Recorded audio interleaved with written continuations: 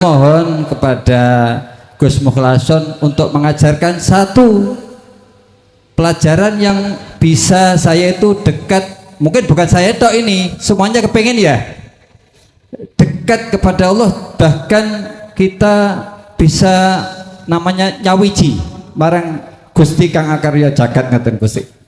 Matur nuwun sanget, namung niku mawon ingkang saged kula tanglaken. Wassalamualaikum warahmatullahi wabarakatuh. Waalaikumsalam warahmatullahi wabarakatuh.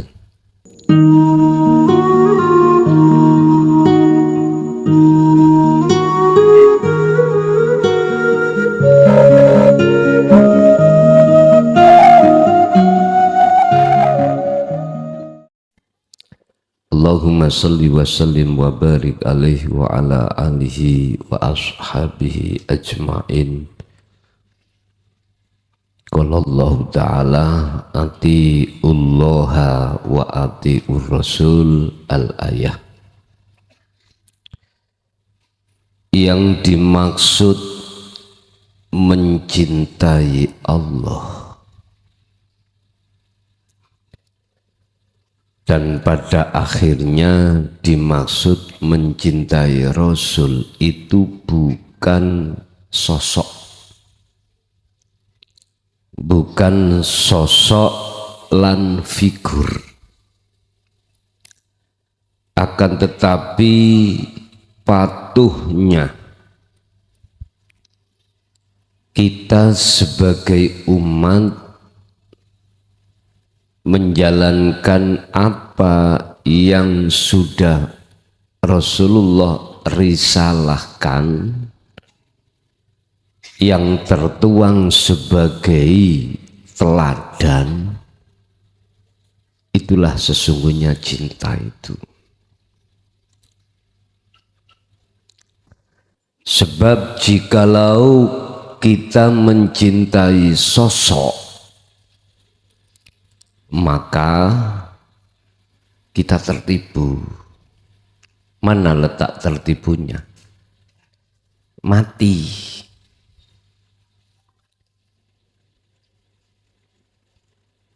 Sosok itu sesuatu yang bisa fana. Tatkala kita mencintai sosok, maka tertipulah kita. Makanya jikalau ada suami atau istri mengatakan cinta yang sebenar-benarnya, kok ya cintai nang figur, maka itu bohong. Cinta itu bohong. Cinta yang sebetulnya cinta adalah patuhnya apa yang sudah suami tetapkan. Apa yang sudah suami teladankan, yang suami teladankan itu atas dasar perintah Allahnya.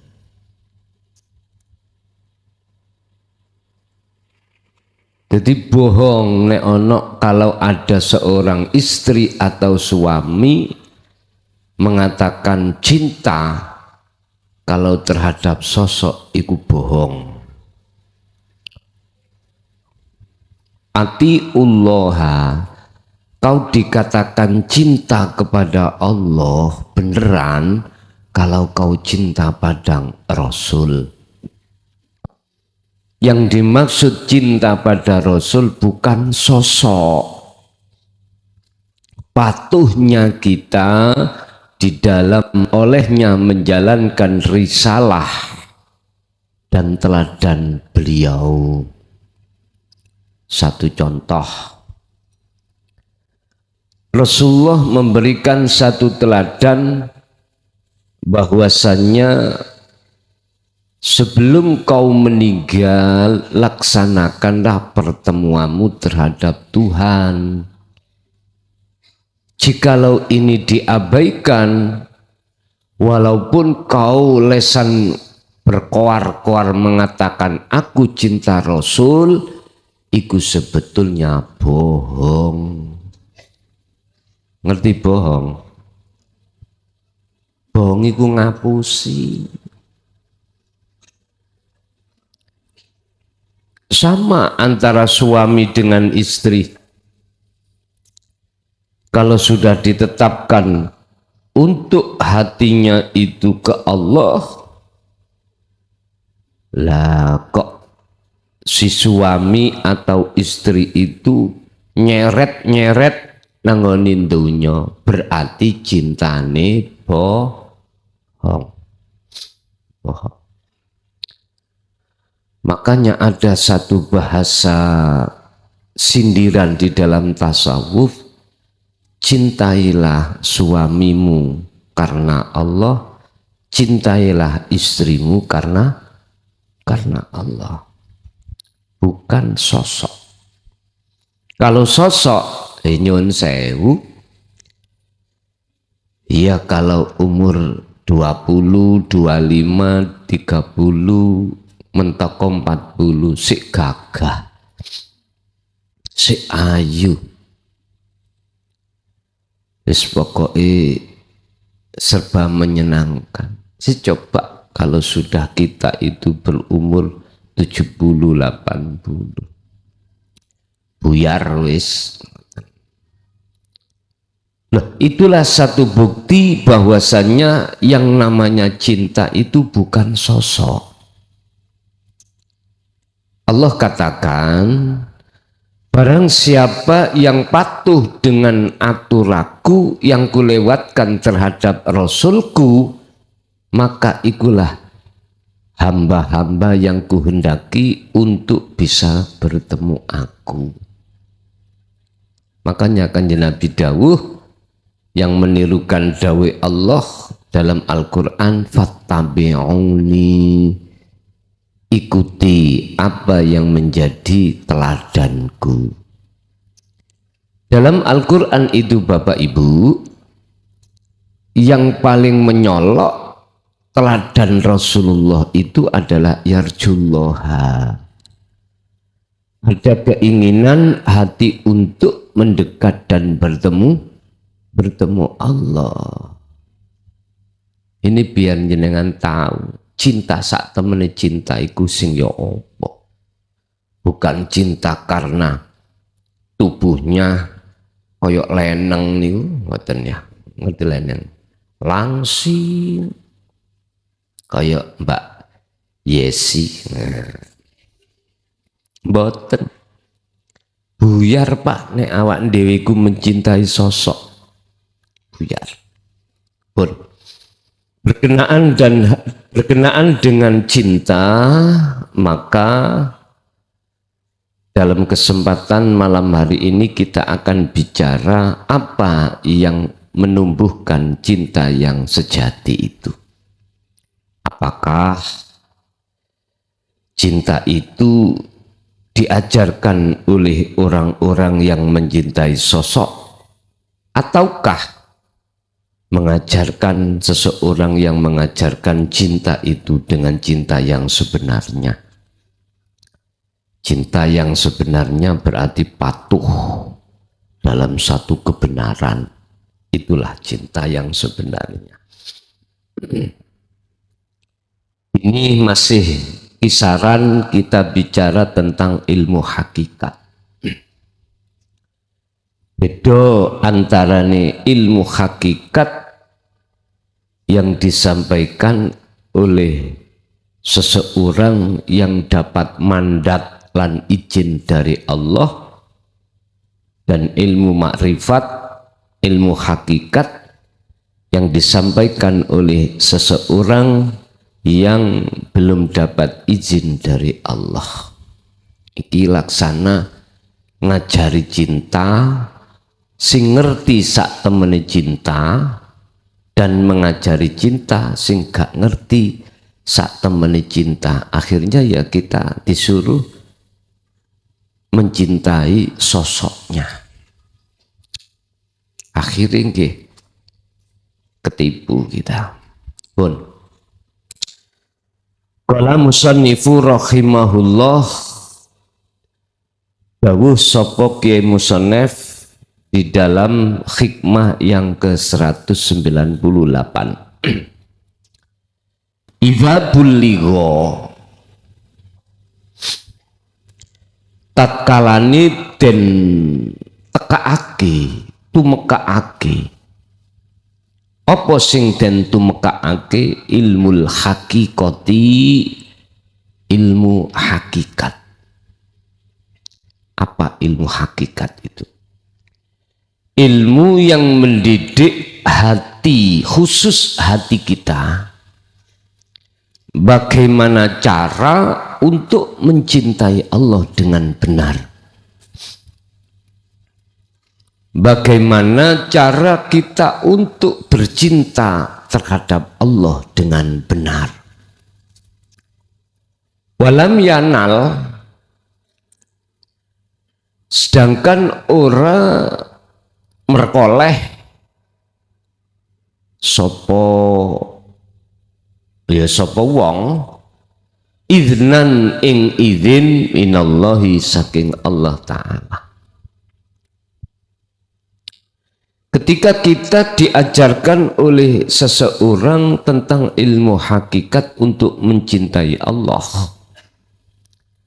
dan orang itu belum dapat mandat atau izin dari Tuhannya, bagaimana? Bagaimana jadinya ini nanti?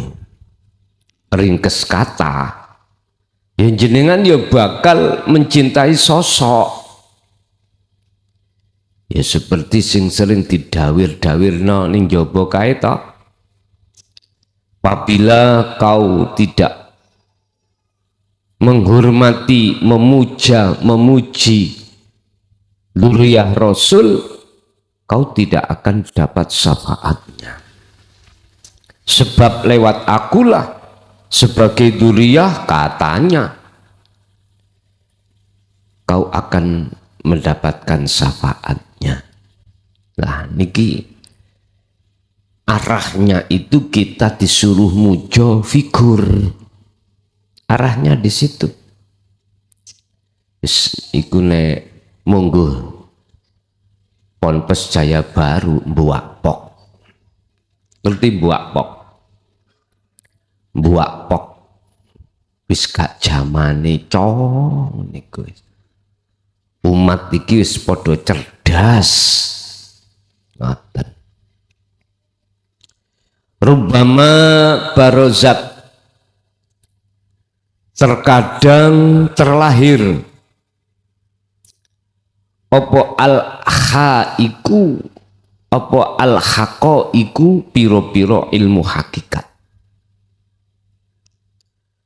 Oleh terlahir maksumatal anwari, sekali ketutup piro-piro cahaya makrifati. Idalam yukdan ngunumang tatkalane durung dan diidini lakam maring sira fiha indalem haqaiq bil adhari kelawan sejatine, bil adhari kelawan nyatane. Terkadang Bapak Ibu, ilmu hakikat itu kita terima yang bersumber dari cahaya makrifat yang tertutup, artinya tidak bersamaan dengan nur makrifat. Sumbernya tidak dari nur makrifat yang ada di dalam hati, tapi sumbernya dari kitab niki atau jarene ulama iku. Tapi yang bersangkutan, orang yang memberikan itu tidak pernah dia itu masuk di alam musyahadah, karena tidak dapat izin dari Allah. Nah terus bagaimana? Yasiru, jadi apa nuru ilmil hakikati, cahayane ilmu hakikat iku mudliman. Jadi nopo? Jadi peteng. Jadi ilmu hakikat itu Mestinya sebagai pembuka hati iku bisa untuk laku kholwat, selanjutnya masuk di dalam kekholwatan nur makrifat Allah nyalakan, iki malah ndak, malah tidak. Jadi ilmu hakikat itu malah justru metengke, menggelapke hati sampean kali kula. Buktine napa? Jenengan didorong untuk mencintai sosok, mencintai sosok, dan itu ciri daripada kalau tauhid hakikat itu belum murni, belum murni, masih ada kepentingan. Contoh, misalnya saya ngedekno pondok yayasan. Nah, di situ ada kepentingan hatiku yang umat tidak mengerti. Apa? Pertama, supaya pondok iki akeh santrine. Sampai-sampai saya mencari amalan supaya santrinya banyak. Bapak Ibu, hanya karena semacam kepentingan seperti inilah, jelas itu salah satu tanda apa ilmu yang muncul dalam diri saya itu bukan dari hati yang bersinar, akan tetapi dari akal yang kotor saya. Akhirnya ngotori hatiku, ngotori hatiku. Kalau hatiku terkotori, maka otomatis Allah tidak akan pernah memberikan izin terhadap diri saya untuk melepaskan ilmu hakikoh, ilmu hakikat. Tidak. Artinya Allah tidak akan pernah memberikan izin tatkala ilmu itu saya lepaskan dari cocot saya. Nggak bener toh? Nah ya, namun kok guyu? Oh bener kok guyu? Maka itu tidak akan menjadikan samiin pendengar itu manfaat. Nggak bisa.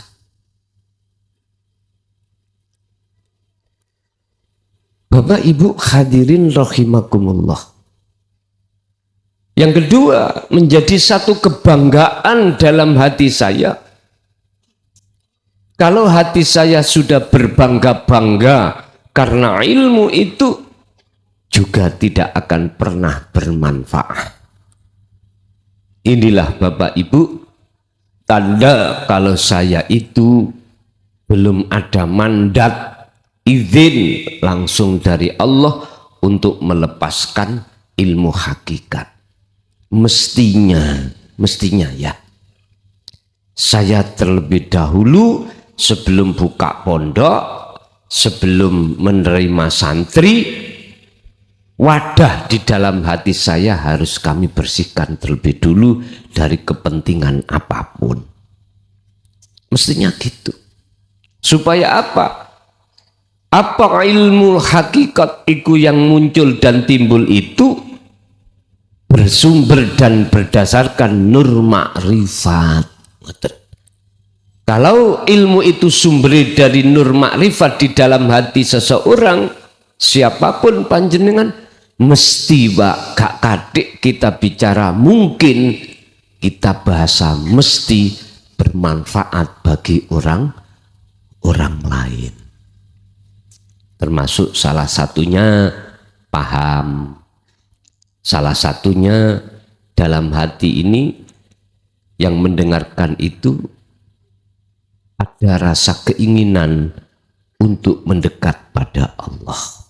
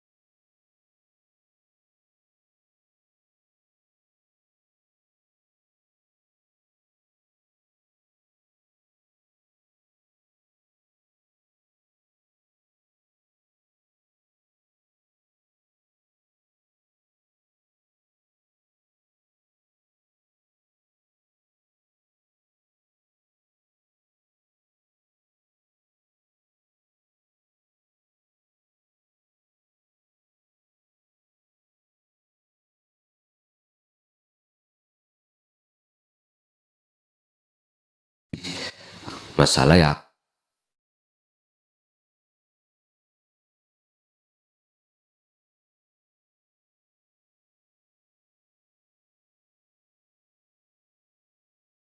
Ilmu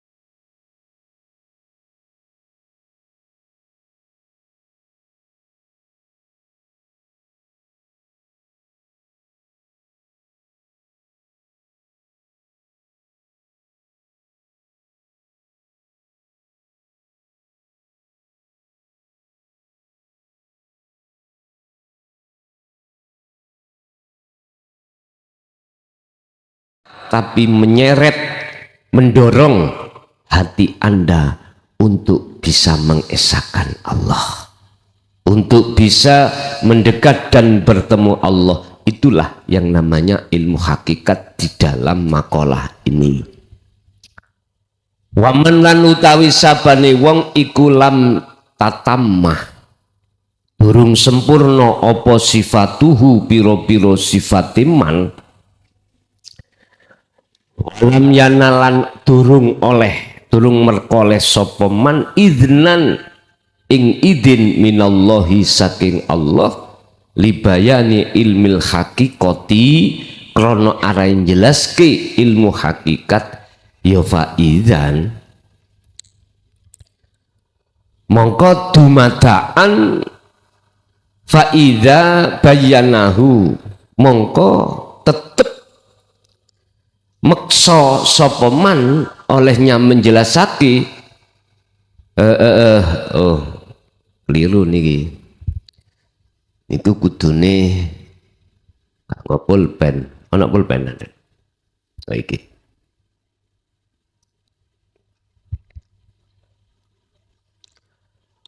Waman wa idza ngoten, bukan faida. Wa idza lan isih tetep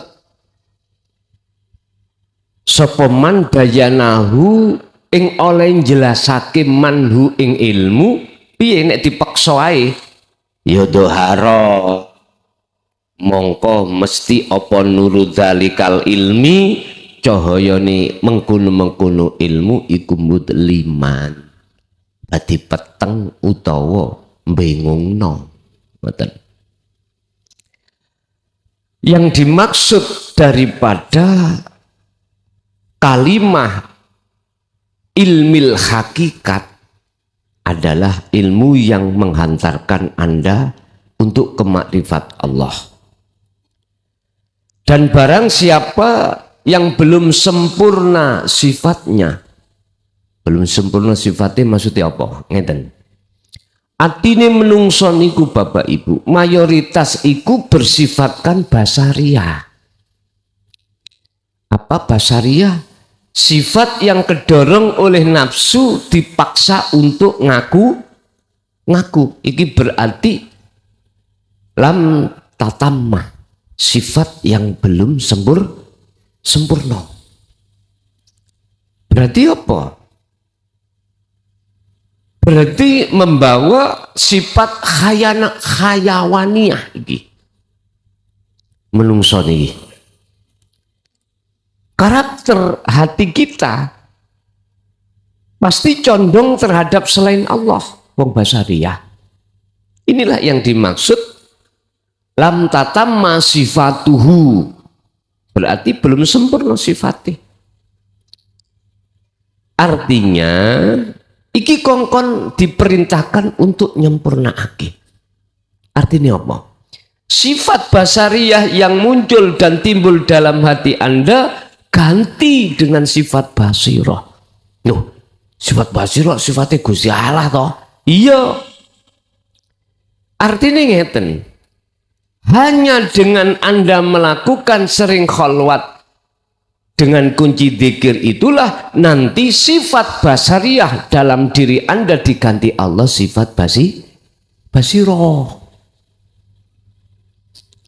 Bukan lantas Anda ngaku-ngaku sebagai Tuhan, enggak.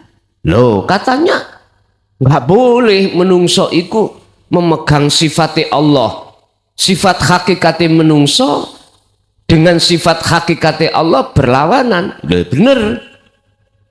Nah, itu tadi kok belum sempurna alias biar diganti Allah. Ngeten loh. Selama menungso iki masih bersifatkan hatinya basariyah, ini dikatakan manusia itu belum bertemu Allah. Sehingga tatkala jenengan mengikuti teladan Rasulullah yaitu mendekat dan bertemu Allah, ada kiat-kiat yang harus kita lakukan.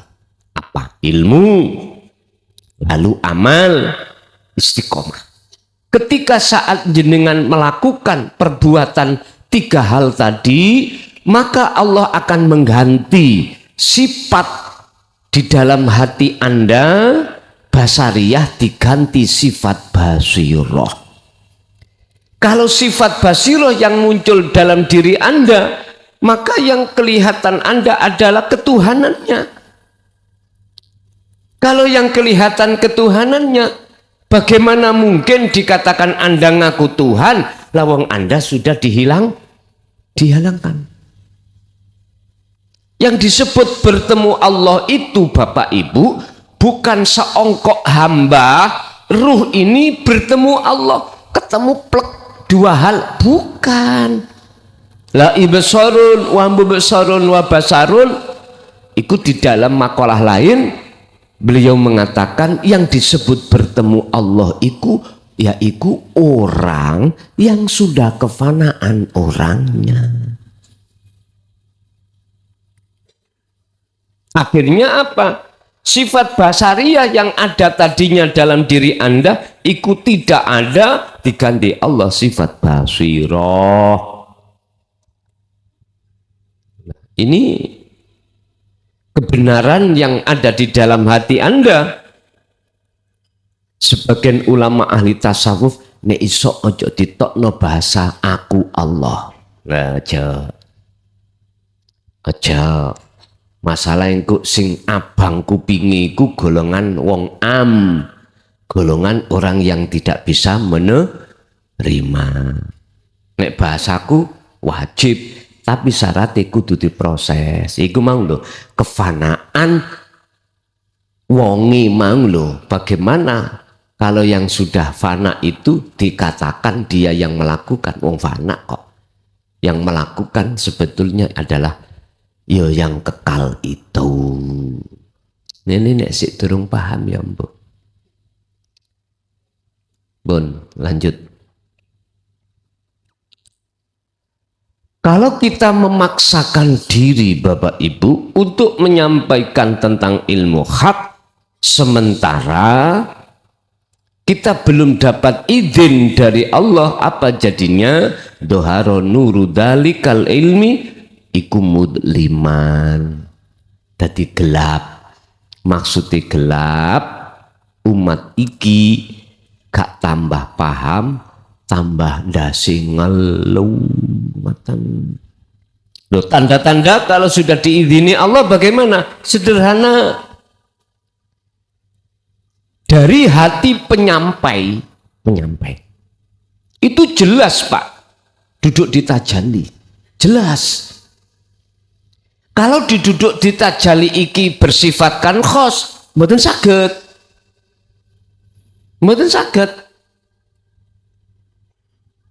Sebab tidak bisa dikontrol. Mboten saged dikontrol. Wong diduduk di khos kok.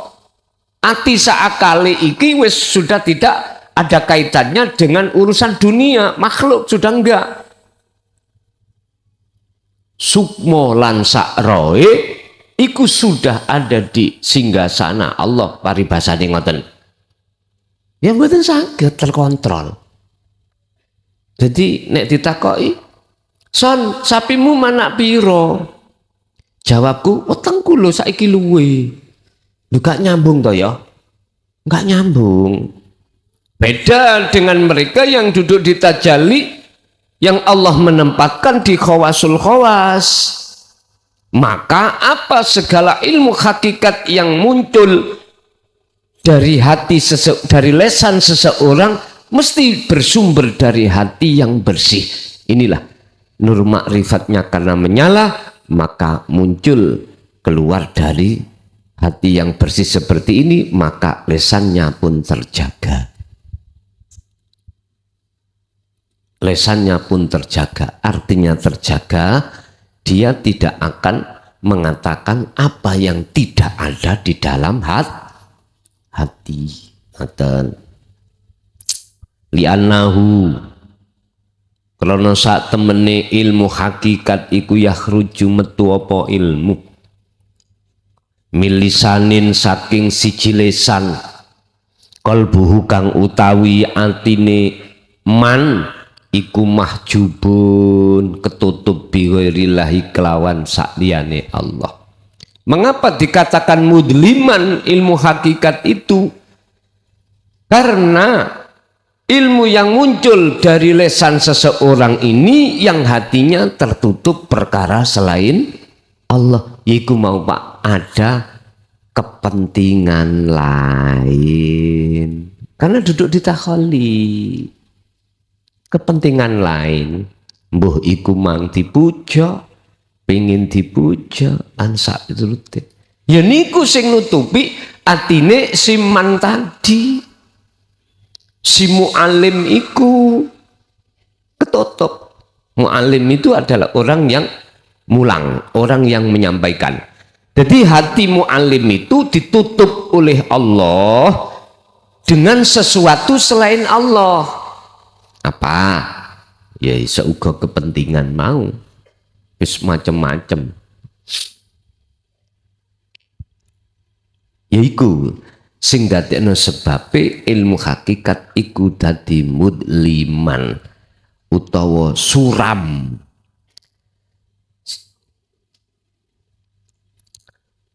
Wa qalbuhu lan utawi atine wong kuwi mang mu'alim iku maghsyun diliputi bima kelawan apa yukhaliful haqiqati kang nulayani ilmu hakikat. Hatinya dia itu diliputi sesuatu yang bertentangan dengan ilmu hakikat. Bapak Ibu, mboten saged los, Pak. Dawuh-dawuh yang muncul dari mu'alim itu mboten saged, tidak bisa los, itu nggak bisa. Karena apa? Dia duduk di tempat yang mamang, asyak. Iki bener tak gak ya? Lawang aku dewe gak tahu mate.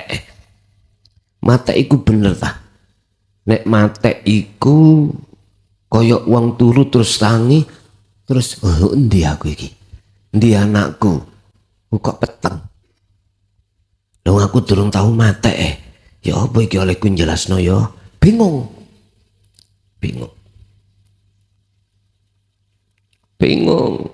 Hati anak wong cerita, sing cerita ikut durung membuktikan dia badi cerita ndugi pundi, ndugi wong liya, ndugi kitab niki lho kitab niki lho, ndugi kitab.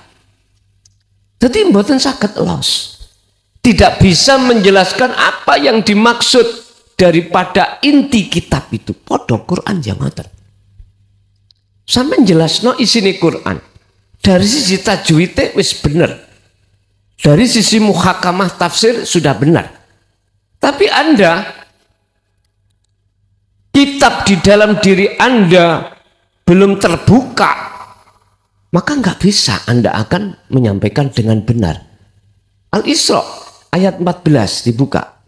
Kemarin ada yang tanya waktu di Banyuwangi.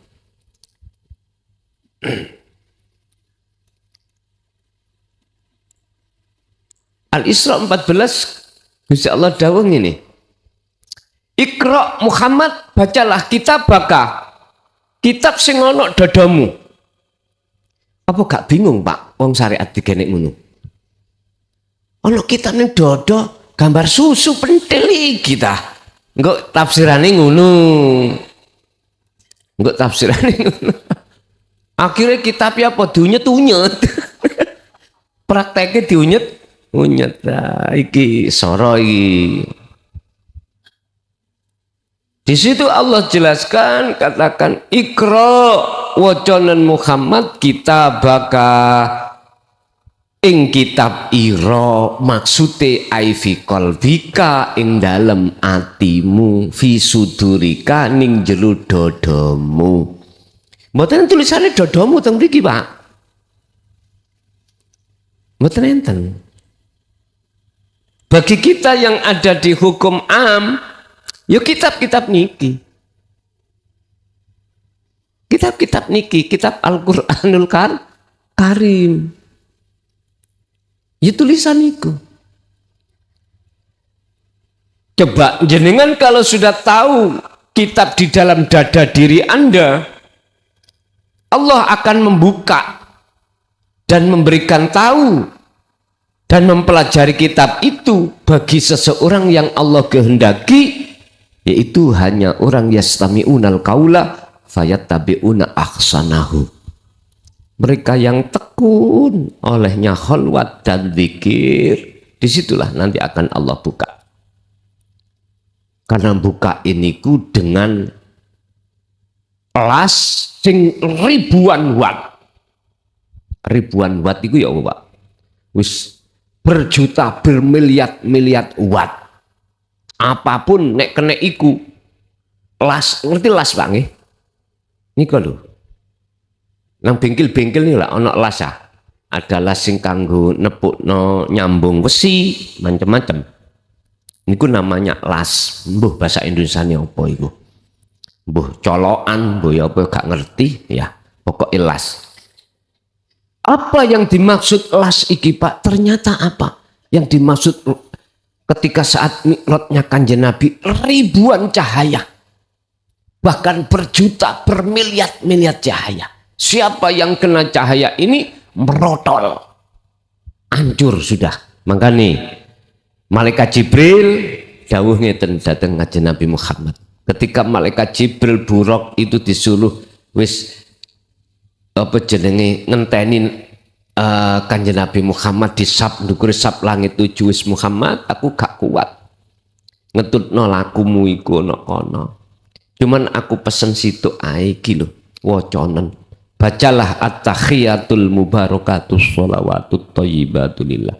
Sebab nanti selepas itu ada ribuan cahaya yang akan menghanguskan dirimu. Itu adalah penghormatan, Mbak. Salik yang ngono. Salik ini kalau tidak ada penghormatan kepada Allah, ibarat kita mlebuning omai tiang rumahnya orang, kalau tidak gay penghormatan rupa salam sampurasun, paling tidaklah kula nuwun wong Islam assalamualaikum, kok ya langsung ndelonyor mlebu, dapat izin mboten? Mboten dapat izin. Sing ya digurak sampean, diusir. Sing untung Pak nek diusir tok, sing nemen iku diteriak maling, banjut kabeh sampean. Rasulullah juga seperti itu. Untuk mencapai supaya sidratul muntaha, kesadaran notok, Anda harus memakai penghormatan. Apa penghormatan Anda kepada Allah? Adalah zikir sirul asr. Ya niku zikir yang menafikan seluruh keakuanmu sebagai makhluk dalam hal wujud, dalam hal apapun. Setelah itu ainul basirah, menetapkan hakul basirah, menetapkan kewujudannya Allah. Itu penghormatan laksana. Baru temeriku bisa dikatakan bisa masuk di dalam alam yang alam itu tidak ada siapa-siapa kecuali aku, kata Allah. Bapak Ibu hadirin rahimakumullah. Jadi si mu'alim di sini posisinya hati itu masih belum sampai pada Allah. Dipaksakan untuk ilmu hakikat itu dikatakan, dijelaskan, maka itu tidak menjadikan baik pada orang lain, malah menjadikan orang itu bingung. Seperti halnya orang bercerita, akan tetapi ceritanya itu tidak dari sumbernya, tapi ceritanya dari nafsunya. Fala yafamuhu, akibate orang dadekno faham.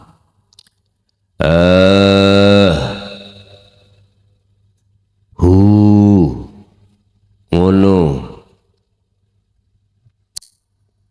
Balaya fahamuhu, mongko orang dadekake faham ing ilmu sapa asamiu wong sing ngrungu.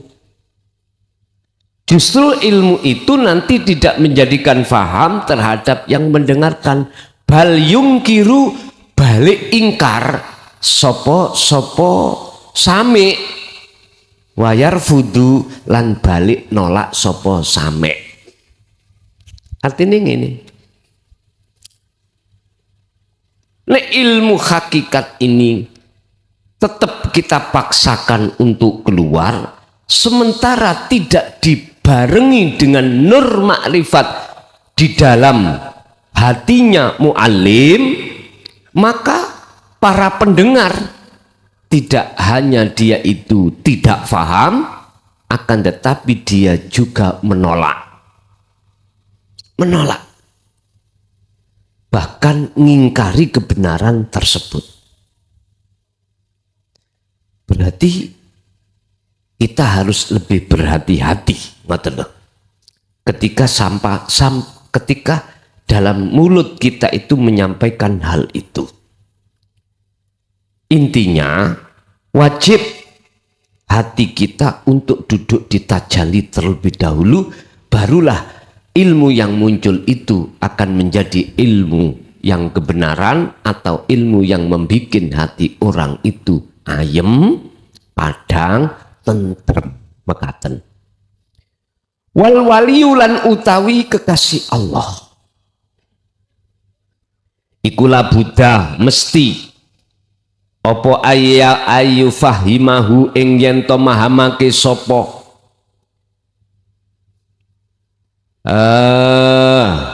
mahamake ing wali sapa Allahu Gusti Allah awalan ing dalem kawitane mahamake ilmal hakikati kelawan ilmu hakikat ilal makrifati maring makom makrifat. Para kekasih Allah itu Pak, sebelum beliau menyampaikan ilmu hakikat itu terlebih dahulu Allah sampun memahamkan dateng piyambake tentang masalah ilmu hakikat di alam makrifat. Ibaratnya kula akan cerita Pak, dek wingi niku kula ning Banyuwangi ngliwati gunung namane Gunung Kumitir. Ngertos nih Gunung Kumitir? Wong Banyuwangi paham. Orang Jember paham. Duko itu masuk wilayah Jember napa wilayah Banyuwangi niku? Wilayah Jember nggih. Sampeyan tak ceritani Pak. Dalan ning kuno iku menggok ngeten. Menggok. Mobil iki nek arepe nyalip ya. Harus tahu di depan itu banyak mobil atau enggak. Pas tikungan, menurut teori gak boleh nyelip. Gak boleh nyalip. Karena tidak tahu di depan ada mobil. Artinya apa Pak? Aturan sing bener nyalip po. Nek ning ngarep enggak ada bahaya atau nggak ada mobil. Andai kata mobil ada, Anda perkirakan bisa nututi. Apa bisa nututi itu, Pak? Bisa melewati. Sehingga tidak merugikan pengendara yang lain. Betul merugikan. Kan ada Pak, nyelip merugikan itu ada. Sampai bengok-bengok supir sing disalip. Ada ngoten, sampai dipisui. Lah piye? Nyalip sret gak nutut langsung gobek ngiri, sing mburi kan apalagi muatan ya. Soro Pak. Loh, itu berarti Anda tidak punya adab toto kromo. Lah ini salah. Salah. Ambil nyalip-nyalipo ketika saat kondisi aman itu. Artinya apa?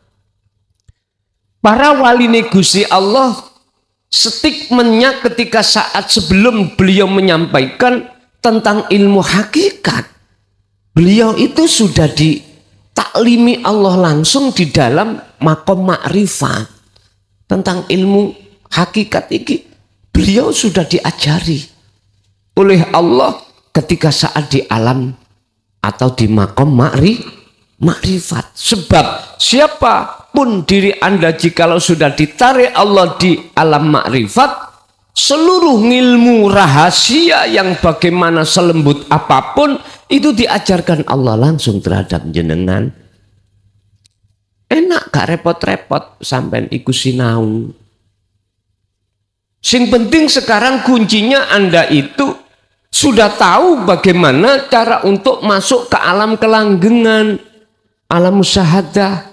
Urusan ilmu lah Pak, wis kok sampai ngerti dewe, tahu sendiri di dalamnya itu wis ilmu sing gak isok sampai hitung di situ. Langsung jenengan akan difahamkan oleh Allah. Ya inilah dalam makalah nanti 200 berapa nanti disebut ilmu laduni.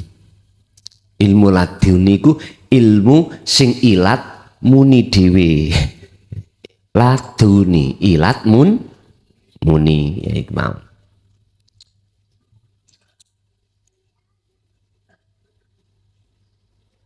Gak usah sampean khawatir aku gak dibekal ngilmu. Enggak. Sekarang sing penting piye carane jiwamu itu ditarik Allah dalam kesadaran. Otomatis sampean harus memegang wasilah yang disebut sebagai dzikir tersebut. Pun hatta yasiro, wali mau mesti diajarke Allah di dalam makom ma'rifat terlebih dulu sebelum beliau itu menyampaikan. Hatta yasiro sehingga dadi apa ulaikal ilmu mengkono ilmu iku yakinan wa nuron lahu. Jadi sebuah keyakinan yang tidak bisa dirubah menjadi cahaya yang menyinari hatinya dan juga terhadap samiin. Ngoten niku. Jadi tidak hanya untuk dirinya tapi untuk orang lain. Ibaratnya ini, ono wong wuto nggawa oncor. Dhek lak mboten ketinggal to Pak ya. Tapi manfaate orang lain. Iku mending. Ada orang buta tapi aweh pepadang menyang wong liya. Nah, bener dia itu nggak tahu jalan. Padahal menyala ada cahaya. Tapi manfaat terhadap orang lain. Akhirnya orang yang mau, mohon maaf, orang yang asalnya tidak tahu sebab nggak ada cahaya, berhubung ada orang buta membawa cahaya, maka orang yang lain yang nggak buta tadi itu tidak nabrak sampean. Paham maksudnya? Jadi saelek-eleke kaya opo Pak? Orang yang sudah Allah sebut sebagai kekasih Allah pun bisa elek-elek. Ya musyahadatul fana niku lho. Paham ya? Orang makrifat pada Allah tingkatan sak ndulit. Apa sak ndulit ya? sak detik apa sak pucuke ilat itu manfaati banget itu, manfaati banget. Walaupun dia tidak bisa melihat jalan, tapi dia memberikan jalan pada orang lain. Artinya apa? Di saat-saat jenengan ngadepi persoalan dunia sing krusial, hati sampai lalai pada Allah. Hati lalai. Jadi memang gitu karakter kita kalau masih di fana itu di situ, di musyahadatul fana. Lebih sedikit makrifat pada Allah daripada tidak.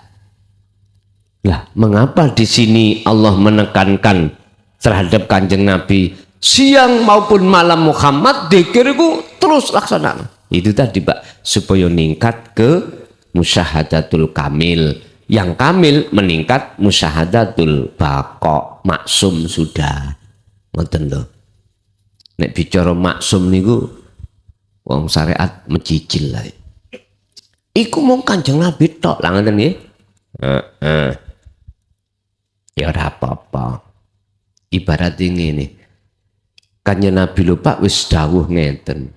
Innama ana basarum mislukum. Nek aku ngombe kopi, awakmu ya kudu ngombe kopi, ngoten lho. Masuk ya kopi kanggo aku tok. Ngoten. Ya menimben dikaitno sing sak tremo sapa piye ngono. Lah nang ngoten warung kula lah gak payu. Ngecah ana sing ngono. Pun barulah kami bicara secara hakikat Allah iku mampu membikin hamba siapapun yang dikehendaki untuk menduduki maksum. Hakikat Pak, mboten ngomong syariat. Karena apa alasan saya? Karena hakikat itu sejatinya Anda cinta. Tidak memandang figur, mboten. Memandang ketaatan sejauh mana ketaatan kita terhadap risalah Allah yang dibawa Kanjeng Nabi. Lho. Kalau kita bicara figur, ya ning syariat, yes bener maksum itu hanya pada Kanjeng Nabi. Tapi kalau kita sudah ranahnya ning hakikat, Allah dawuh mayyasha, siapa yang Allah kehendaki. Pun hatta yasirah menulis faidana tokoh mongko tatkalane metu ngetokake faidana tokoh langka faida mongko tatkalane ngetokake sapa wali ya bil kalimati kelawan piro-piro kalimat ya fahimaha mongko dadi faham sapa ha ing ilmu hakikat sapa as-sami'una piro-piro wong sing do ngrungokno waqabiluha lan bisa nrimo sapa sami'un. Nah, ilmu hakikat yang keluar dari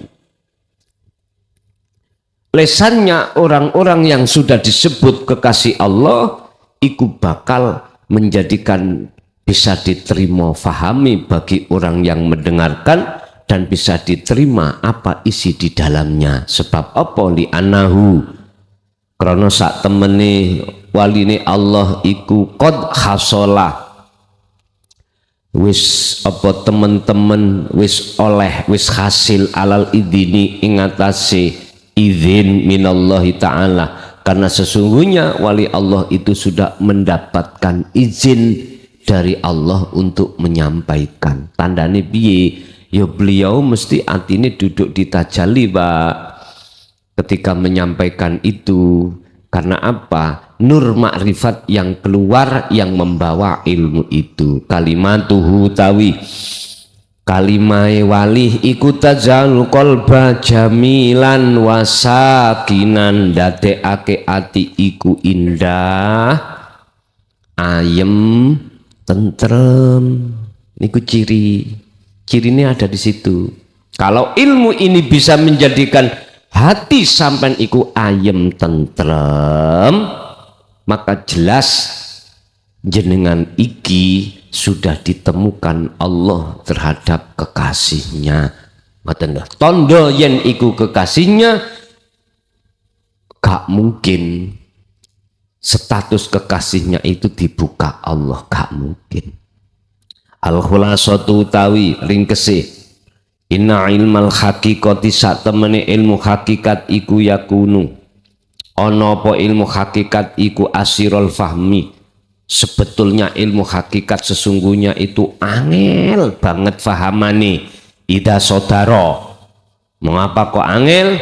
Tatkalane metu apa ilmu iku mingkol bin qaidin, saking atine wong sing duduk fit takholli ing dalem takholli atau keakuan makhluk.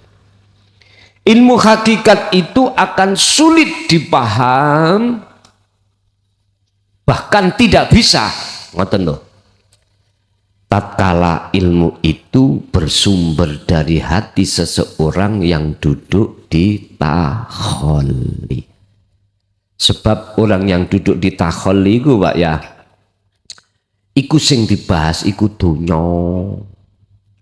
Sehingga boleh saya katakan bener iku mangkoyo ngaji ngomong iki ngaji hakikat makrifat, iku akhirnya digawe topeng, ujung-ujungnya duit, nah kalah alam ya, kalah alam. Ya seperti itulah kepentingan akhirnya nggih mohon maaf mboten saged dangu ngeten niki. Mboten saged dangu. Dengan sendirinya akan hilang. Ibaratnya pertama viral. Yalah. Mari ngono makpus. Sampeyan delok lagu-lagu sing diciptakno para pencipta niku. Sampeyan tingali. Kalau tidak bersumber dari Quran, entek. Digerus zaman. Kecuali apa syairnya itu bersumber dari Al-Qur'an. Nyuwun sewu kula nggih mboten ngejokno Bang Haji ya. Mboten. Sampai sekarang tak rasakno mulai tahun zaman alitku lho Pak. Terasa hidup lagu iku. Kaya enak nek dirungokne. Padahal biyen niku Pak ono lagu tren, wajah. Tren atau viral pada zamannya. Goyang dompet iku lho, eling sampean. Lak wis viral pola. Nok ndi goyang dompet entek zamane ya buyar sudah. Coba kalau lagu-lagu yang syairnya itu bersumber dari Quran sampean tingali. Awet.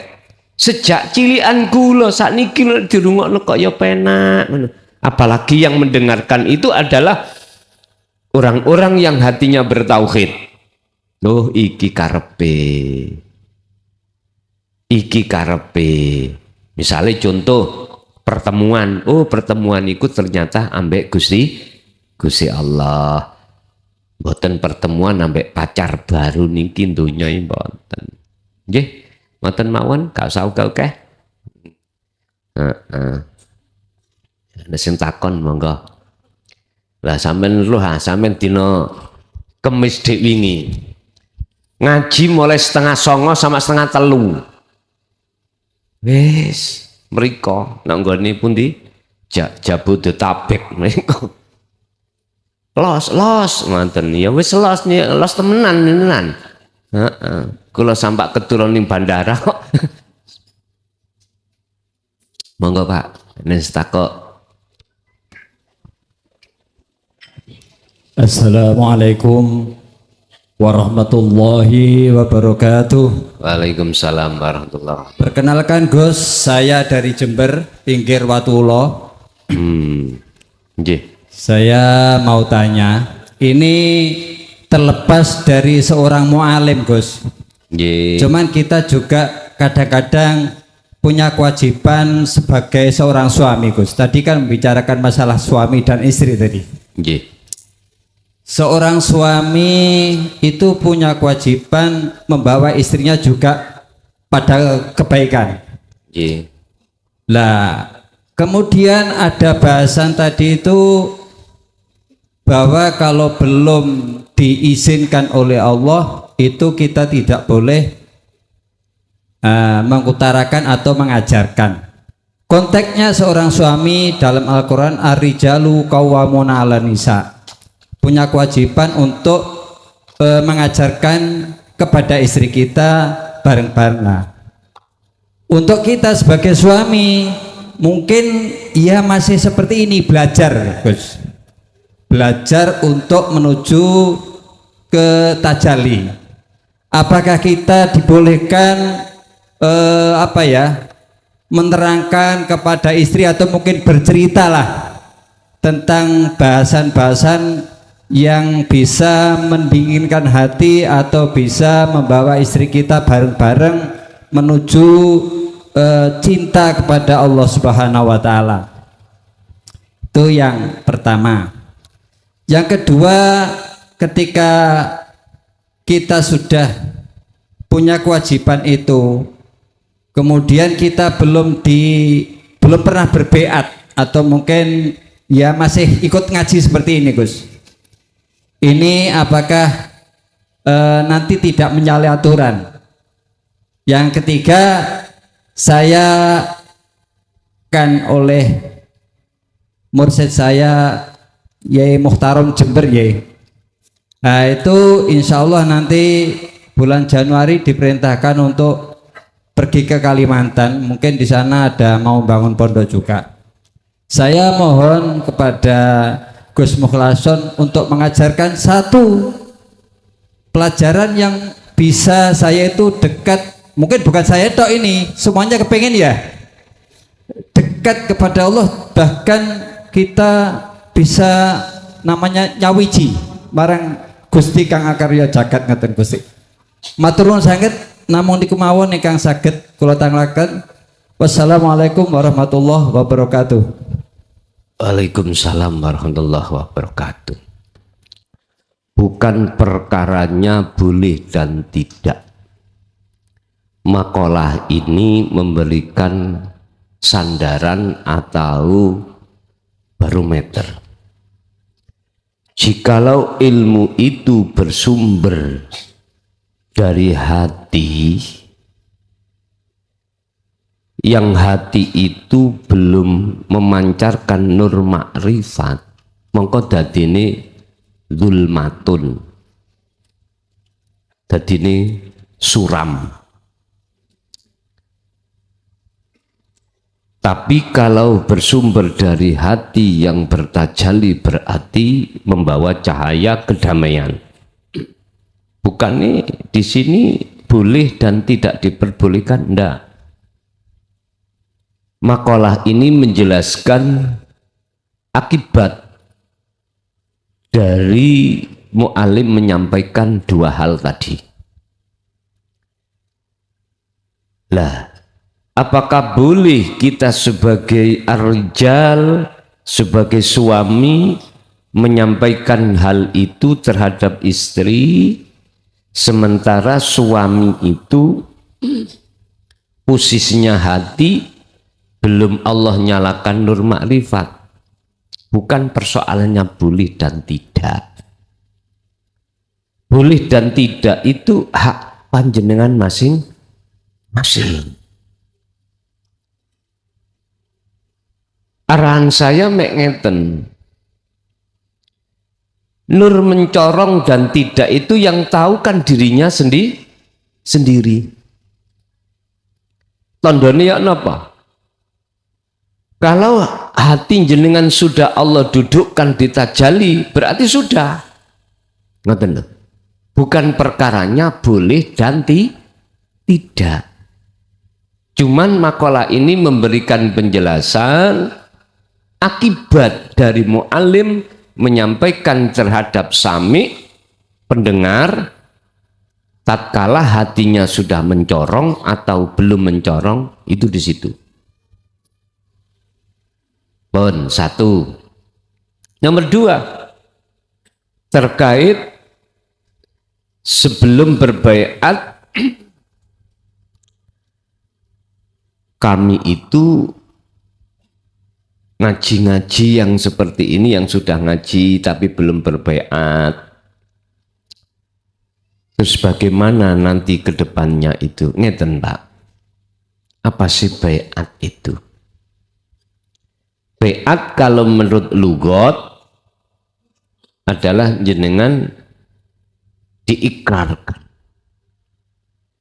Bahasanya cara wong sadurunge agamane Islam di baiat lewat syahadat, disahadatno iku namanya baiat.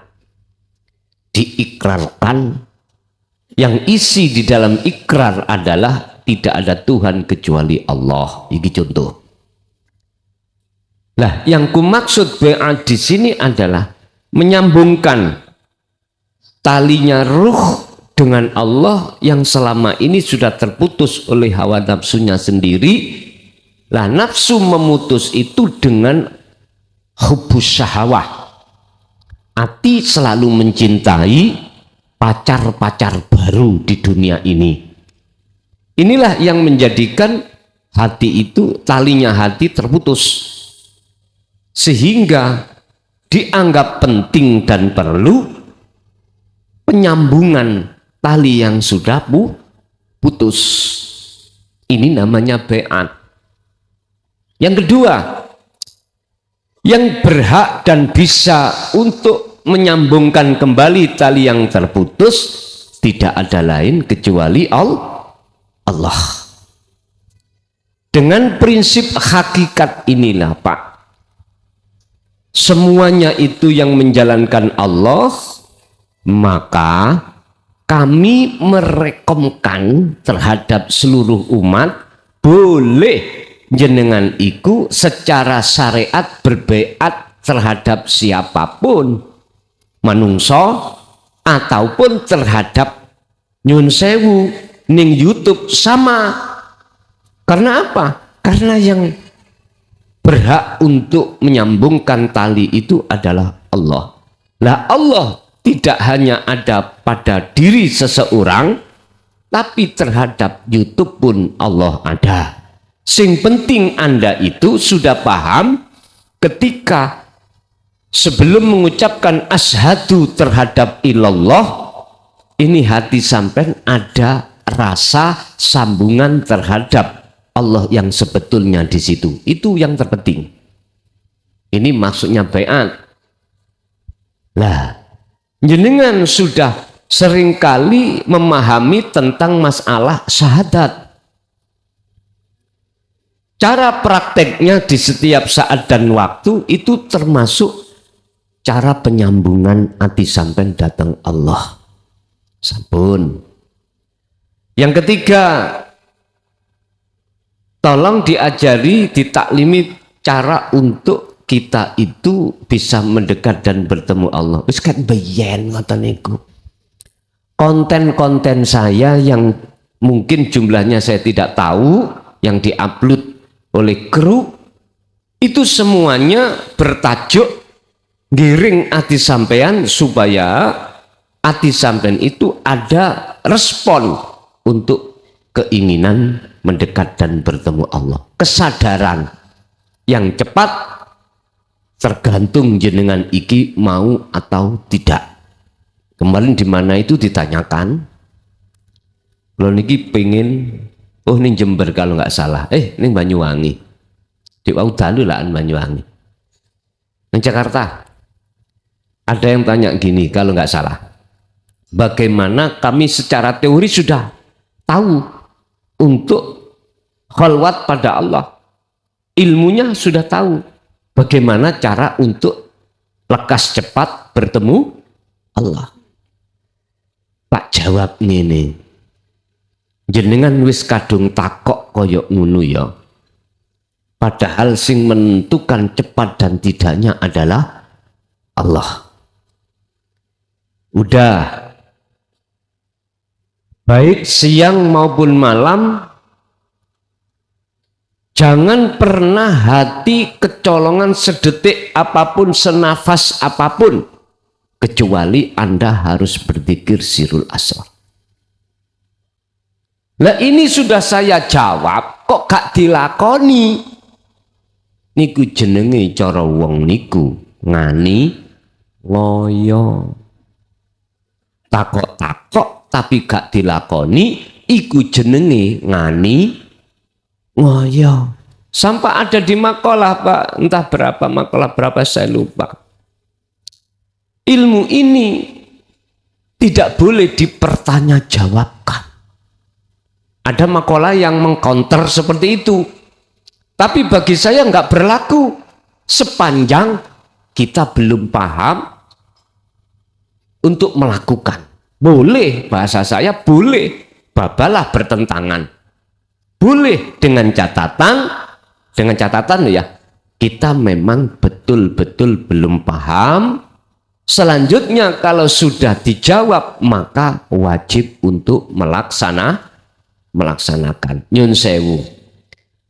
Hukume mangan babi kangge wong Islam haram mboten? Oke, haram.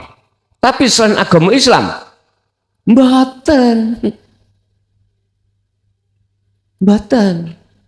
Wis, salat 5 waktu hukume wong Islam wajib mboten? Wajib. Kanggo orang selain agama Islam mboten. Berhubung jenengan asalnya tidak paham, maka sekarang tanya terus paham, maka yang asalnya gak wajib tadi ya wis. Paham ya Mas Itulah? Sehingga saya sendiri namun begini Pak, piye ya proses keadaan hati umat ini lekas dia itu sampai pada Allah. Akhirnya hukum sing asalnya itu gak wajib dijadikan wajib ketika saat kita itu sudah masuk di dalamnya.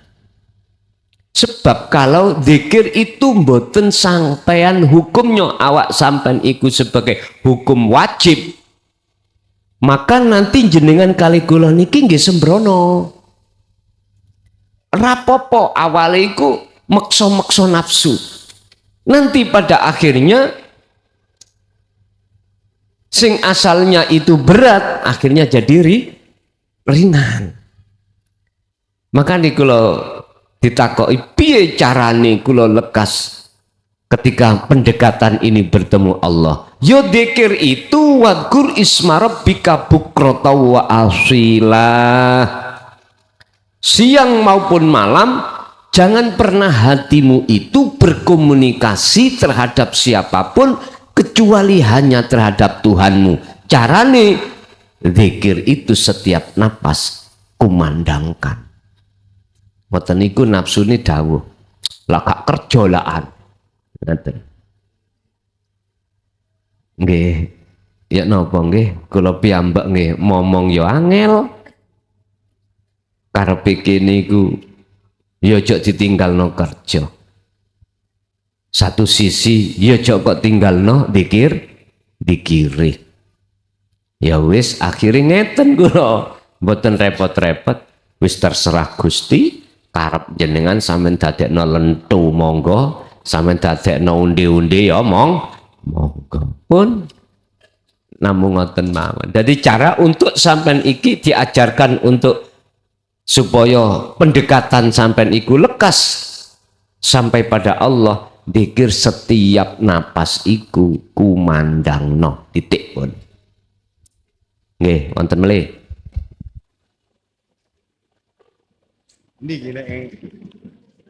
Bismillahirrahmanirrahim.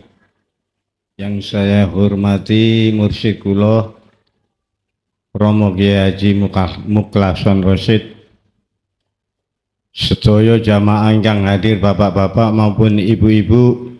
Wassalamualaikum warahmatullahi wabarakatuh.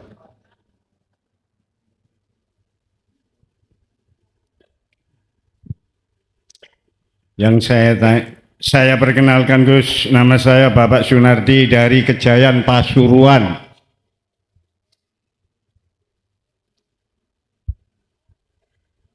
Man kana fi hadi a'ma wa fil akhirati a'ma fa'adholu sabila.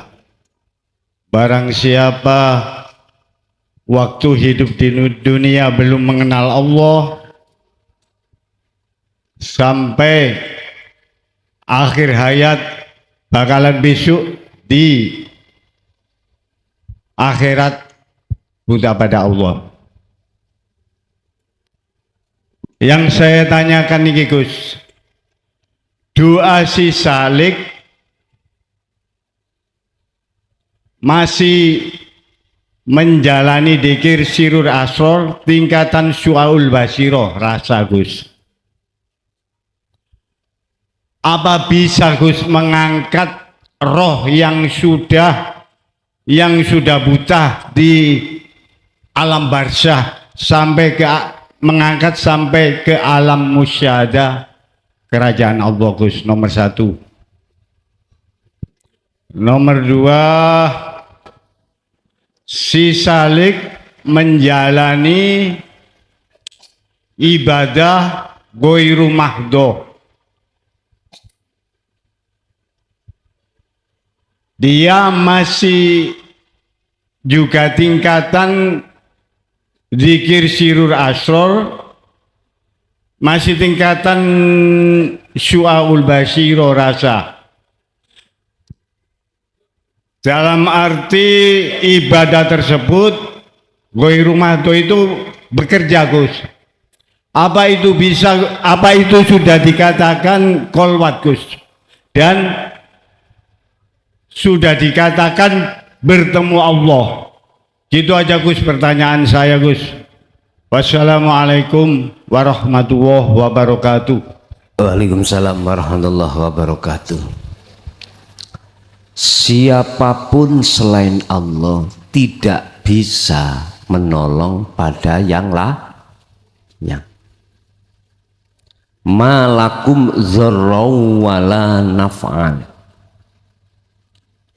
Kamu sekalian, siapapun, bahkan setingkat Rasulullah, nggak bisa menolong, mensafaati terhadap siapapun. Cuman yang bisa hanyalah Allah. Kalimat niki hanya berlaku bagi hati seseorang yang sudah murni tanpa ada kepentingan apapun. Itulah yang kumaksud orang-orang yang sudah Allah tarik di makom ma'rifat. Andai kata secara fisik kelihatannya itu figur seseorang yang menolong, tapi sejatinya bukan. Contoh. Abiyasa iku duweni putra, Pak. Sampak yang namanya Pendawa 5. Ngerti Pendawa ya?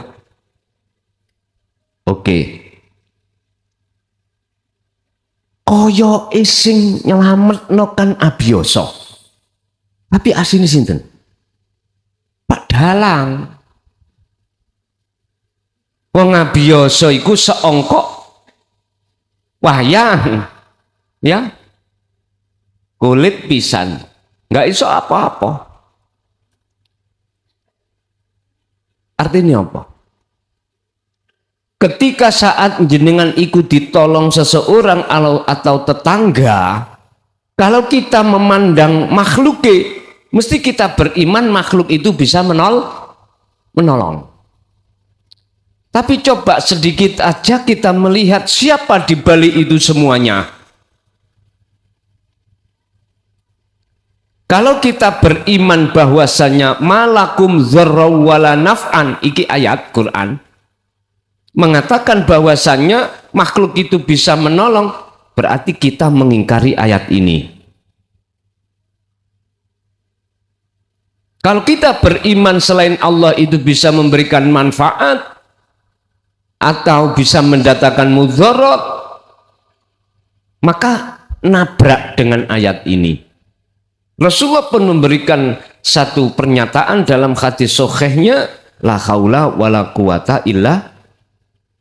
Dari pertanyaan orang yang masih duduk di su'aul basirah, apakah bisa untuk menghantarkan orang lain ke makom musyahadah?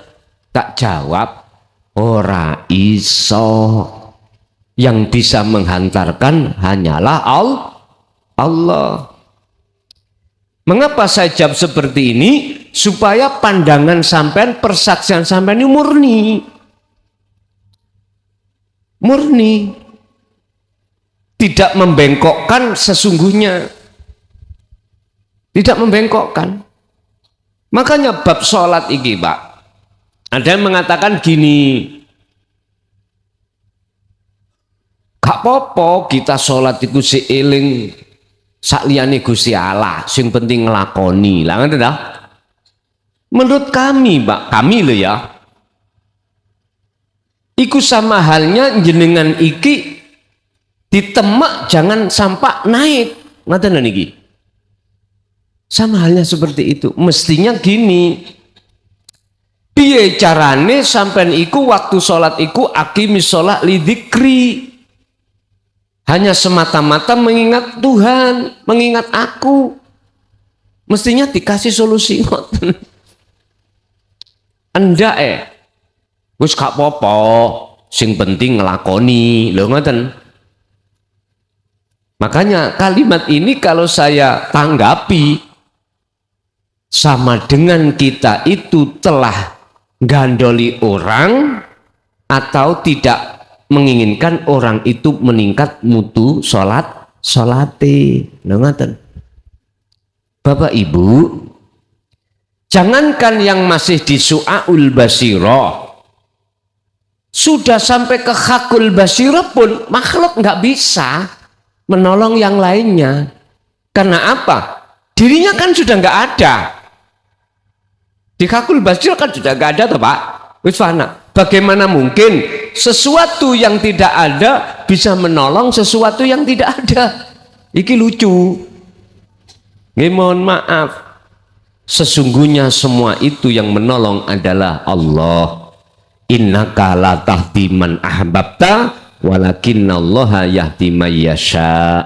Muhammad dalem Gusti, sesungguhnya kamu itu hakikate sak temene ora iso, nggak bisa memberikan petunjuk terhadap orang lain, sekalipun orang dekatmu, ahli bait, sahabat, nggak iso. Lah terus sinten sing saged nulung niku? Walakinnallaha yahdi may yasha. Yang bisa menolong hanyalah Allah terhadap hamba yang Allah kehendaki. Berhubung syariate mlaku, maka syafaat atau pertolongan atau hidayah Allah dititipke Kanjeng Nabi. Wis kanggo jenengan kali kula. Sekarang dikembalikan pada umat, memandang siapanya kamu? Memandang kulitnya atau isinya? Kalau memandang kulitnya mesti beriman Kanjeng Nabi. Kalau mandang isinya berarti Allah. Selanjutnya yang nomor 2, ibadah mahdoh ataupun ghairu mahdoh, apakah bisa dikatakan kholwat? Kholwat iku apa sih, Pak? Terjemahane yakfur bit taghut wa yu'min billah. Ati sampen iki ngilangi keakuan diri. Jikalau jenengan ibadah ghairu mahdoh sing tidak murni, kok ati sampen iku mau Enggak muncul pengakuan jenengan yang melakukan, justru di dalam hati adalah hakul basirah, Allahnya yang melakukan, berarti yo bisa dan boleh lho, ngoten lho. Jadi khalwat itu tidak harus jenengan kali kula duduk di dalam kamar sendiri atau bagaimana, ndak. Bisa itu dilakukan di tengah-tengah tempat ramai, sebab Gusti Allah yo ning papan sepi, yo ning papan rame. Mekaten. Ada lagi?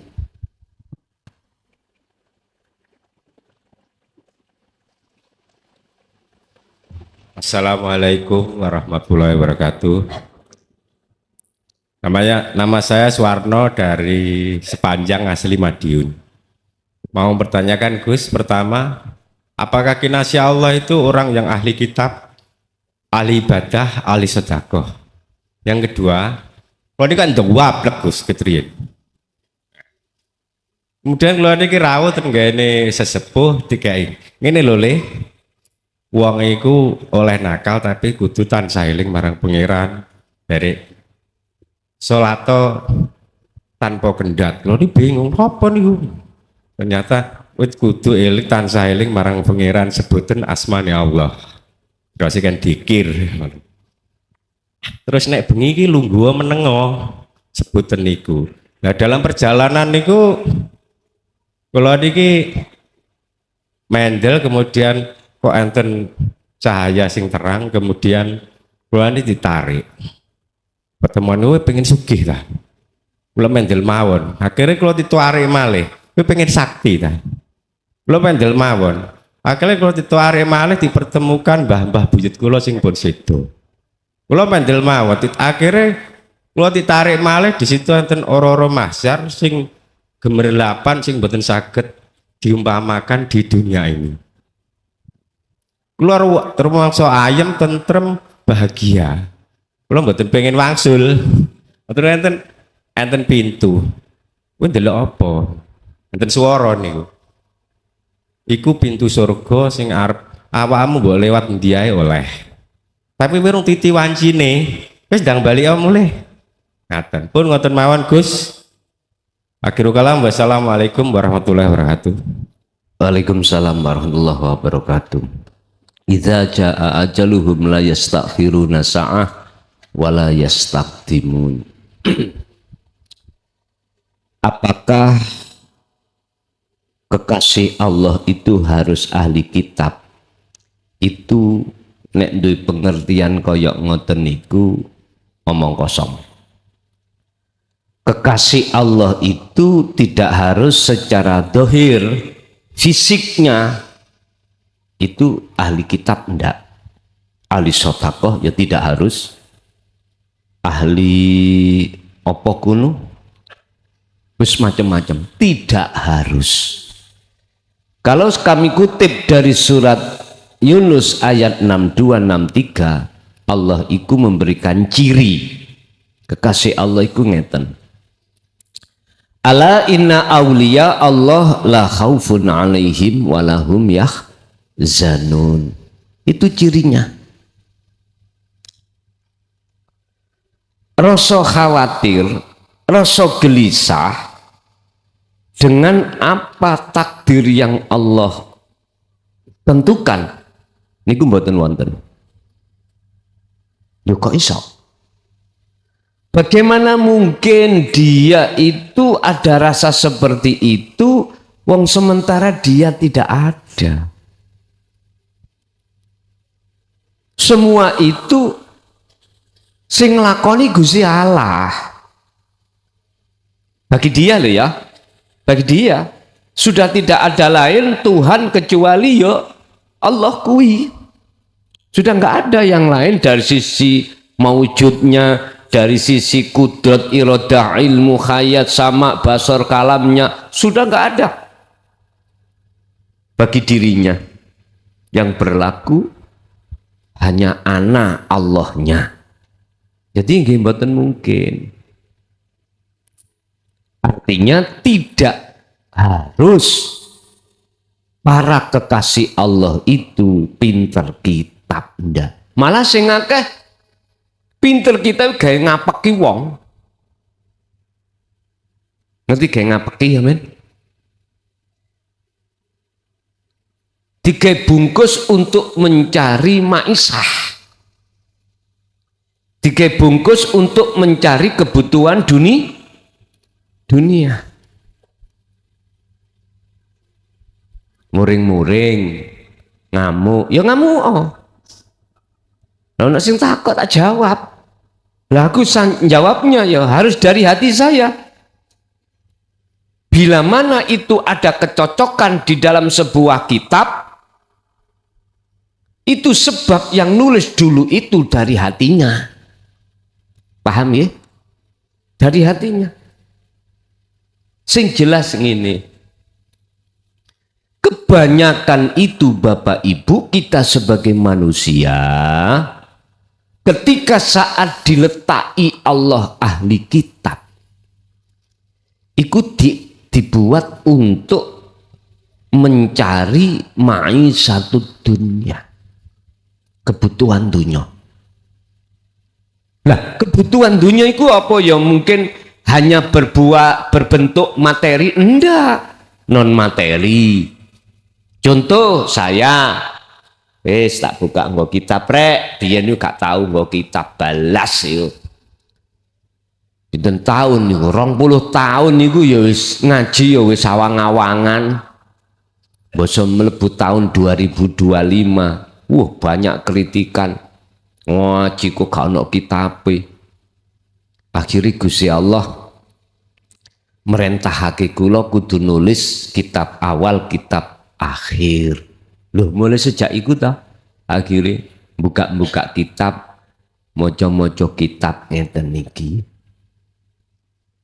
Iki contoh. Terus ning atiku Pak nyuwun sewu, ada kepentingan yang Anda tidak tahu umat iki apa, supaya jenengan iki ngewahno kula. Lho jos rek nek ngono iso maca Quran nek iso mreteli kitab ya. Gampang mana mreteli iki disaweki lak pretel kabeh. Ya dah. Kedudukan Syekhul Kalamnya itu cocok ya. Nyun sewu. Inilah kebanyakan seperti itu. Ujung-ujungnya umat iku cek duweni pujaan menyang aku. Niki kepentingan. Wis gak cocok. Makanya saya katakan siapapun kita, ahli apapun kita, tatkala hati belum nur makrifate metu, wis gak ngelokno wong, ngelokno aku dhewe wae. Mesti ono kepentingan. Wis gak iso bener. Lah Gusti Allah terhadap kekasihnya supaya tidak diketahui oleh orang banyak, ditutupi oleh Gusti Allah kewaliane. Macam-macam carane Allah. Bisa uga dia itu dipandang masyarakat orang yang nggak berilmu, orang yang miskin, orang yang wis macam-macam. Itu cara Allah untuk menutupi. Jadi kalau kita melihat di Quran ciri nih kekasih Allah itu ya tadi yang kusebutkan dalam surah Yunus tadi. Bukan dia ahli karomah sing diunggul-unggulno cerita ning jaba niku lho Pak. Ya. Karomah jos is jelas iku duriyai Rasul, gatel lah. Jengkel aku.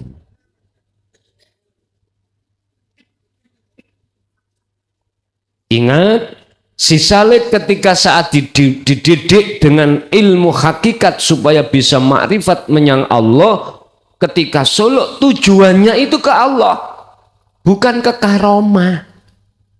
Bahkan di dalam makalah dikatakan, iku gak penting. nggak penting. Perkara nggak penting bagi si salik sing cerdas, nggak digoleki, Pak. Mesti mencari hal yang penting. Karena apa? Karena mengingat umurnya kita tidak tahu. Lah gitu toh. Wis iki sing penting. Bapak Ibu rahimakumullah, ana ibadah iku sing gak kenek dikodok ketika saat jenengan teledor. Mboten saged. Tapi ada ibadah yang boleh dikodok dikarenakan kita teledor. Yang nggak boleh dikodok, nggak ketemu sampean golek ning syariat sampai kitab entekno sak lemari gak ketemu. Yuk kitab ning dodo sampean iku akan ketemu ada keterangan, ada ibadah baik di dalam mahdhah murni atau tidak murni nggak bisa dikodok. Ibadah sing ya apa sing dimaksud? Nyawiji. Sampai nyawiji dino iki, kalau ini tidak bisa nyawiji, ketinggalan besok waktu lagi hilang wis. Bagaimana kita akan mengodok? Nek sholat duhur saged Pak sampean kodok, sampean sahuri saiki nek. Tapi tentang masalah penghadapan terhadap Allah, nyawiji terhadap Allah setiap saat dan waktu, itulah ibadah yang tidak bisa dikodok. Gak paham kita kalau di makom am ibadah yang koyok ngono gak paham. Makanya lah nek dipahamno ilmune ojo kakean.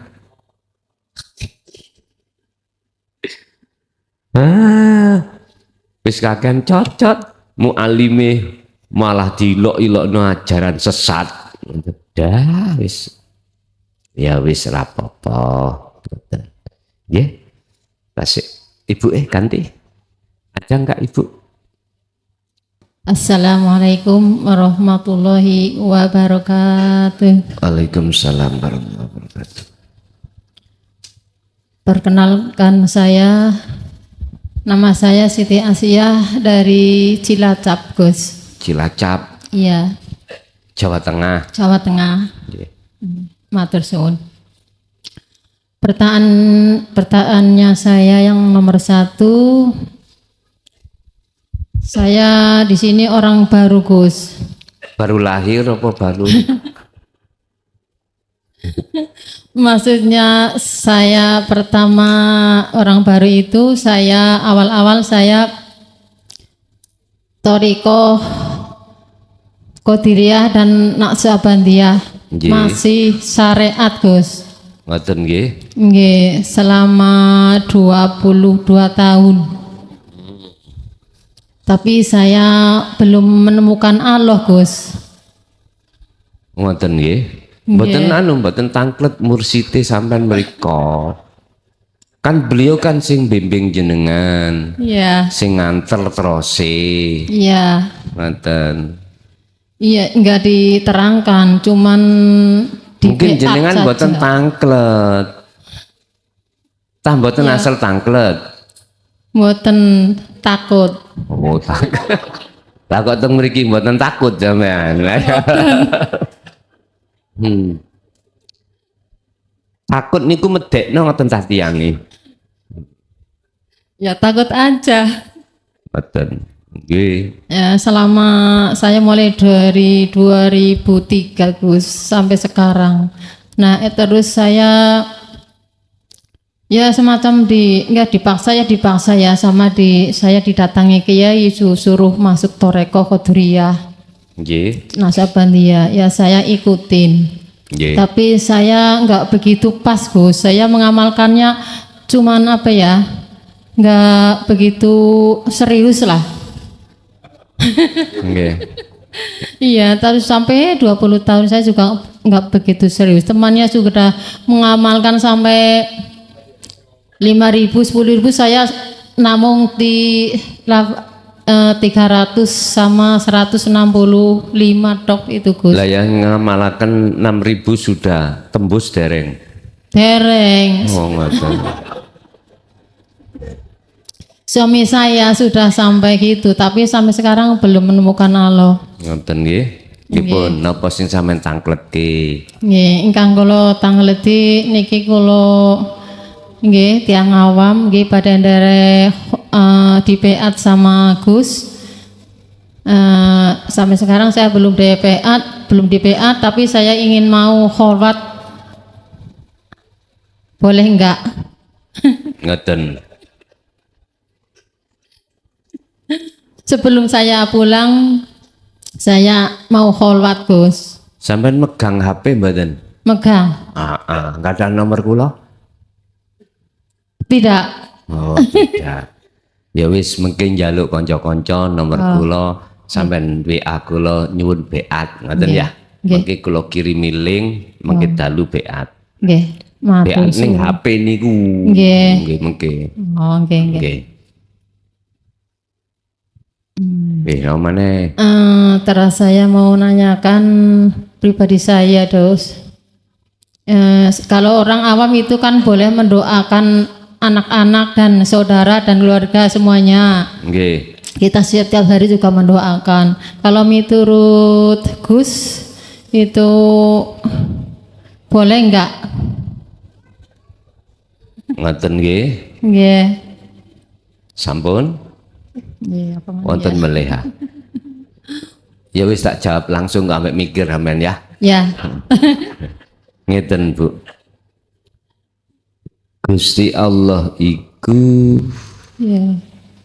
ketika saat hambanya ditaruh di dalam makom, sing makom itu ketiadaan selain Allah, itu wonten macam kalih. Nggih. Sampai pun tertuju teng kula. Saya mengatakan hamba Allah yang sudah Allah tarik di singgasana Allah itu wonten macam kali dalam hal doa. Nggih. Setunggal belawas gak gelem, mboten angsal. Yang nomor pertama, sampean kok nderek pundi terserah. Nggih. Mengapa dan apa alasannya beliau itu tidak mau berdoa? Karena tidak punya alasan untuk berdoa. Mengapa enggak ada alasan? Semua apapun itu beliau itu ngikuti nopo sing jenengan Gusti. Lho ngoten. Itu namanya tawakal. Iya, iya. Dia itu duduk di tawakal murni, tidak mau kecampuran hukum syariat. Karena ingin menjaga kemurnian tauhidnya. Iya. Itu ada yang seperti itu. Ya, Gus. Sehingga ketika kenduren diundang tonggoni, Iya. mboten purun. Mboten purun. Mboten purun. Mboten purun maksudnya mboten purun dheweke iku mang ndonga. Nek kendurene nggih Purun. purun. Dapat berkat, Gus. Ya nggih to, ngoten. Kadang-kadang ngoten niku. Pendapat yang kedua wonten golongan sing di situ itu kolaborasi antara hukum syariat dengan hukum hakikat. Karena situasi. Karena situasinya itu di tengah masyarakat syariat yang harus berdoa, beliau berdoa. Tapi Ya. doa itu tidak diartikan meminta. Boten. Doa itu diartikan beliau itu hadir. Hadir ya. Hadir. Hadir itu menghadap. Jadi, cirinya apa? Ketika lesannya berdoa Allahumma, artinya duduk di tajalli.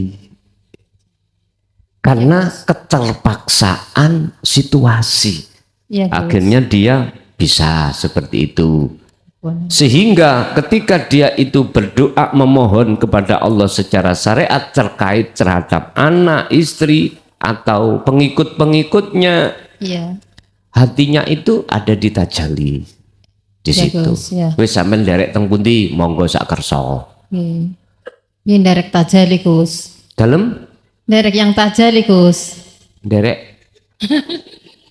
tajali nggih niku kesempurnaan sebuah Islam itu ada di situ. Sebetulnya Pak, antara syariat dengan hakikat niki saling mengisi. Sebetulnya gitu. Ya. Mboten bertentangan. Dikatakan bertentangan itu karena kita belum cukup untuk mengenal apa di dalam kemakrifatan itu. Sama dengan gini. Oke. Kita sebagai Pak Tani menanam biji kacang tanpa kulit. Hanya isi ya. Toh nanti pada akhirnya kalau sudah tumbuh dan berbuah ada kulit baru.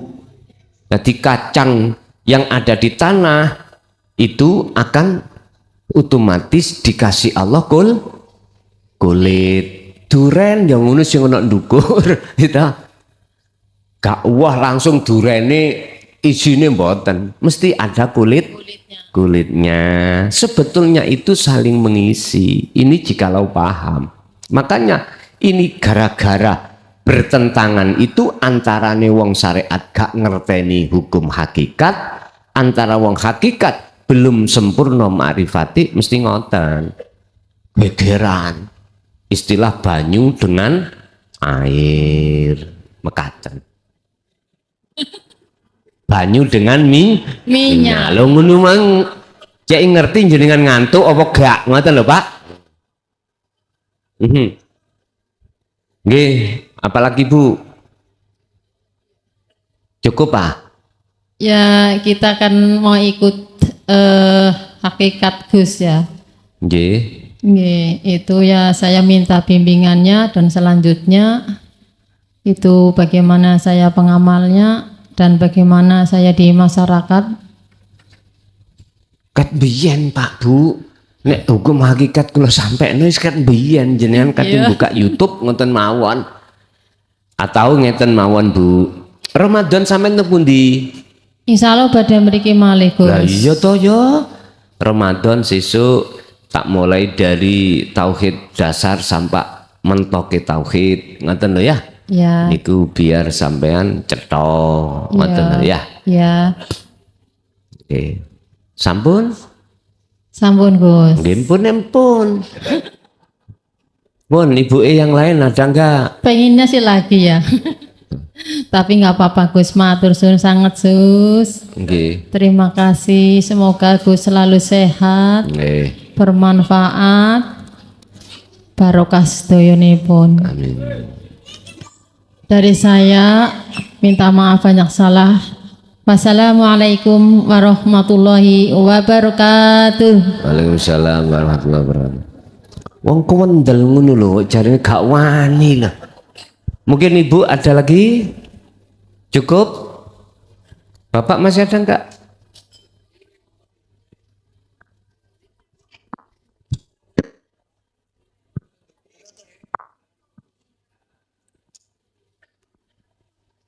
Oh, nggih.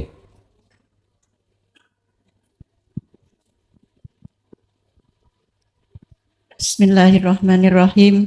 Assalamualaikum warahmatullahi wabarakatuh. Waalaikumsalam warahmatullahi wabarakatuh. Dumateng Rama Yai Muhlason Roset ingkang kawula mulyakaken.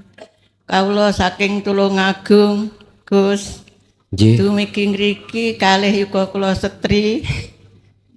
Inggih tasik pemula Nggih. badhe nyuwun kholwat khusus ngaten napa nggih Gus? Saged ngoten. Terus ingkang kula badhe Sampun BA dereng? dereng WA engko teng kula. Kados ibuke wau, nggih. Kholwat teng pundi? Teng griya napa teng mriki? wonten ngriki kula Mriki. dugi ngriki sampun kala Rebu. Oh, nggih. Nggih, Ingkang kula jenengan badhe tangkletaken napa niku jabang bayi wonten alam kandungan nika badhe lair ngalam donya sang sumerep dalanipun nggih Gus. Nggih. Nanging kula menika sampun yuswa kathah sampun diambang pintu kematian, kula kok dereng sumerep dalanipun waktu dhateng rahmatipun Allah Subhanahu wa taala. Ngoten. Kula Nggih. nyuwun dipun pahamaken, Nggih. dipun jelasaken. Dalane pati. Nggih, dalane pati Nggih. waktu dhateng rahmatipun Allah. Ngaten. Bukan dalane bayi toh. Dalane pati kan Dalane wau, pati. sampean. Sakniki kula sampun diambang Nggih. pintu kematian dereng sumerep. Nggih, nggih. Dalanipun nggih. Kula Nggih. nyuwun dijelasaken, dipahamaken, menawi sampun paham leresaken ngraosaken uripe ayem, Nggih. tur aman, saged ngraosaken dununing rasa tandha yen iman. Ngaten apa leres Gus? Pun Menawi ngoten. mboten leres kawula nyuwun dipun leresaken. Nggih. Sebab kula pun sepuh. Nggih. Sampun? Sampun? Menawi wonten kelepatan kawula Nggih. nyuwun ngapunten. Akhirul kalam. Wassalamualaikum warahmatullahi wabarakatuh. Waalaikumsalam warahmatullahi wabarakatuh. Iki mang dina napa, Pak? Ana jadwal lintu mboten nggih? Supe kula. Kaya enang pare, iya ta?